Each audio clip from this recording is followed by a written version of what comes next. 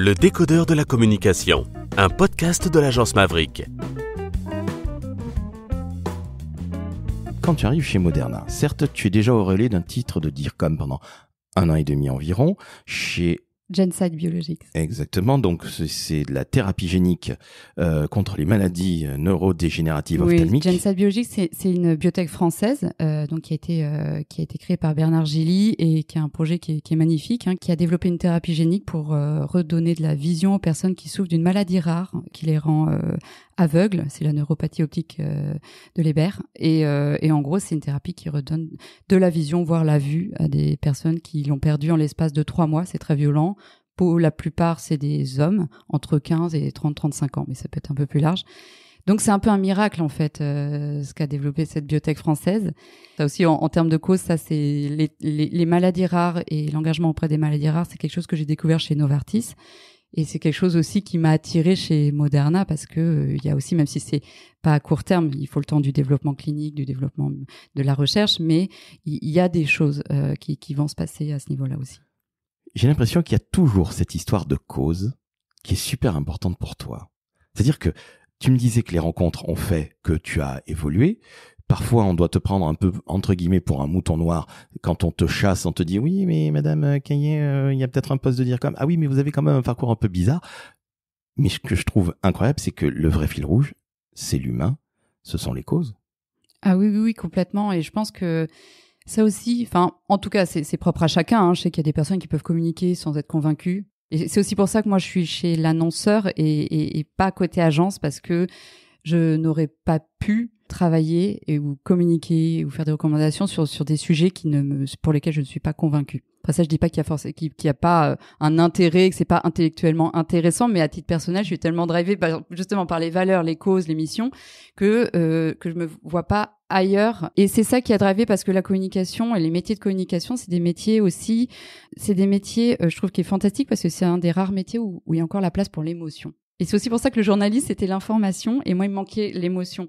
Et c'est vrai que l'émotion, moi, j'adore parce que la communication, c'est à la fois, par exemple, quand on accompagne les porte-paroles, le leadership, c'est quand on a, par exemple, un exercice que j'adore, c'est le media training parce que c'est un moment très intime, c'est un moment où les personnes se mettent à nu, où ils montrent leurs faiblesses, où ils te disent qui ils sont, ce qu'ils veulent dire, ce qu'ils veulent porter comme message et où le rôle du communicant, c'est d'accompagner ça. Et c'est des moments très précieux que j'aime énormément. Et aussi, quand on communique autour d'une cause, et c'est pour ça que moi, j'ai besoin d'avoir une belle matière, une matière à laquelle je crois à la base pour l'exploiter, pour la valoriser, pour la communiquer, quand on croit à ça derrière, on arrive à trouver l'énergie de la porter.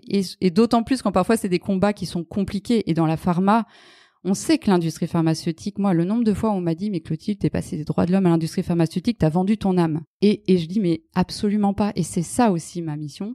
C'est que il y a, je trouve, un manque de considération des métiers et du rôle que joue l'industrie pharmaceutique aujourd'hui. Il y a quand même un triangle, solution thérapeutique, professionnel de santé et patient. Et il y a un moment, s'il manque un acteur dans cette boucle, il se passe rien, en fait. C'est bien que tu rappelles que tu n'as pas vendu ton âme.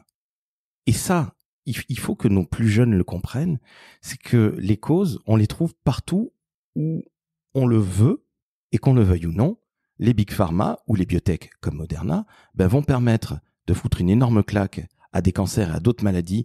Donc, quelque part, on ne vend pas son âme. Et il faut arrêter avec le côté soi-disant associatif, c'est bien, et puis les autres, vous êtes du côté obscur de la force.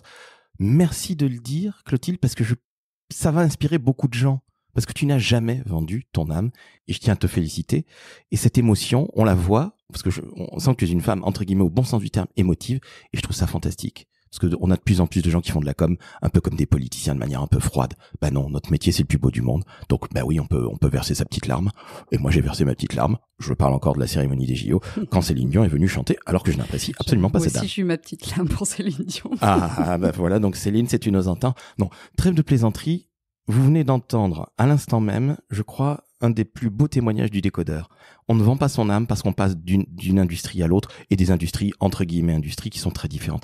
Donc ça, gardez-le bien en tête, chers auditrices et auditeurs. Et c'est pas pour rien que Clotilde est une véritable badass. Parce que je le rappelle, nous sommes dans la série Badass.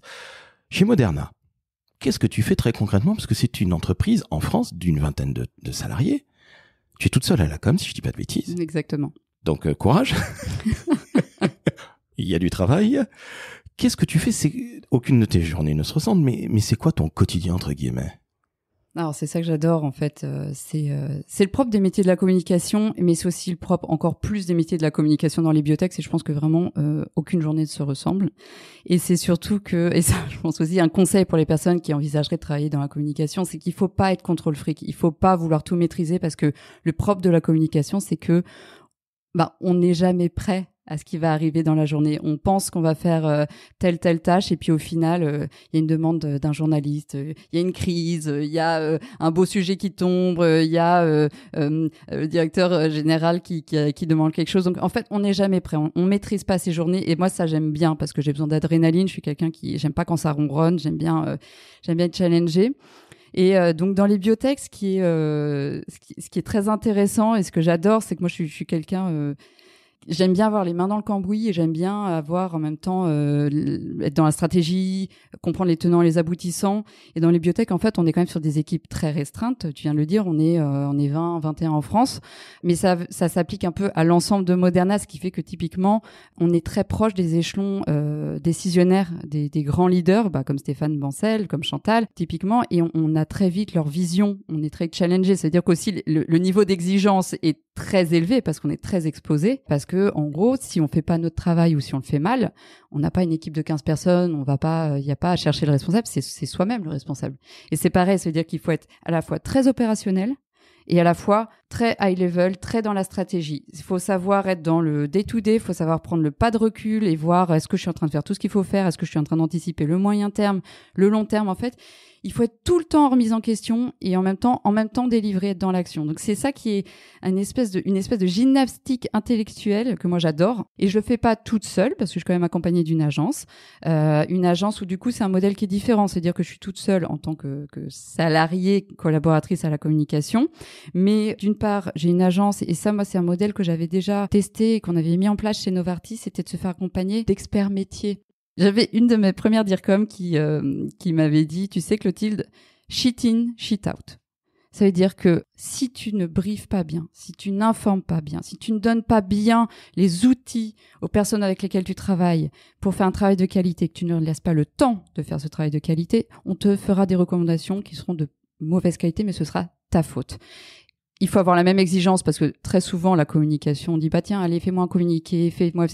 Mais le projet, il a commencé quand? Comment ça se fait que j'étais pas impliquée beaucoup plus tôt dans le processus? Et moi, j'ai besoin de temps. Bon, parfois, il faut aller vite, on y va vite, mais idéalement, il faut quand même être impliqué assez en amont dans l'ensemble des projets. Donc voilà. Donc, je travaille pas seule et je travaille avec des partenaires. Et pour moi, c'est un peu mon équipe. Je rigole en disant que mon équipe, c'est l'agence. Et c'est l'intelligence artificielle et c'est aussi la communication qu'il y a au niveau des autres pays et de l'Europe. Être dans une biotech, comme on est des petites équipes, ça veut dire énormément discuter. Ça veut dire, chez Novartis, on disait « still with pride ». Ça, c'est vraiment quelque chose, pour le coup, c'était Novartis, mais ça s'applique très bien. Ça veut dire, il faut pas hésiter à utiliser ce que les autres ont fait, parce que comme on est des ressources tellement restreintes, on n'a pas d'ego à dire « c'est mon projet » ou quoi. S'il y a quelque chose qui est bien fait ailleurs, on le prend, on l'adapte à son marché, on l'adapte à sa culture, et on y va. Et l'idée, c'est de délivrer vite et c'est d'avoir de l'impact.